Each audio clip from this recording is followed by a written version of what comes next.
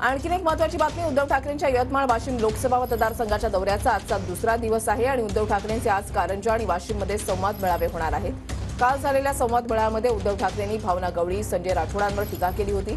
दरम्यान लोकसभेच्या पार्श्वभूमीवर ठाकरे गटाचा यवतमाळ वाशिमवर दावा आहे आणि उद्धव ठाकरेंकडून संजय देशमुखांना उमेदवारी मिळण्याचे संकेत मिळतात। गजानन उमाटे या संदर्भातली अधिक माहिती देतील। गजानन,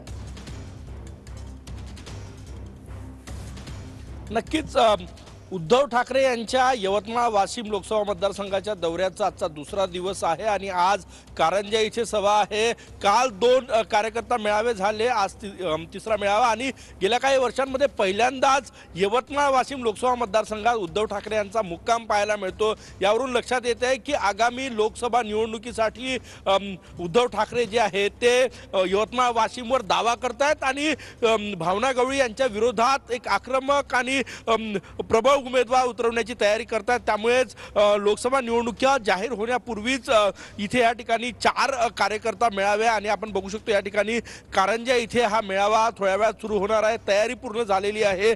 संजय देशमुख यांच्या उमेदवारीचे संकेत काल उद्धव ठाकरे यांनी दिलेले आहे। हे सगळे मेळावे संजय देशमुख यांनीच आयोजित केलेले आहे। एकूणच भावना गवळी विरोधात काल आक्रमक होते उद्धव ठाकरे। त्यासोबतच विदर्भातल्या ज्या जागा आहे महाविकास आघाडीत त्यापैकी रामटेक, यवतमाळ, वाशिम आणि बुलढाणा जागेवर दावा केलेला आहे। सर्वाधिक जोर जो आहे तो भावना गवळी यांच्या यवतमाळ वाशिम मतदारसंघावर असणार आहे। आज 2 सभा, आज काय टीका करतात, काय बोलतात याकडे लक्ष लागलेलं आहे। नक्कीच धन्यवाद गजानन दिलेल्या सविस्तर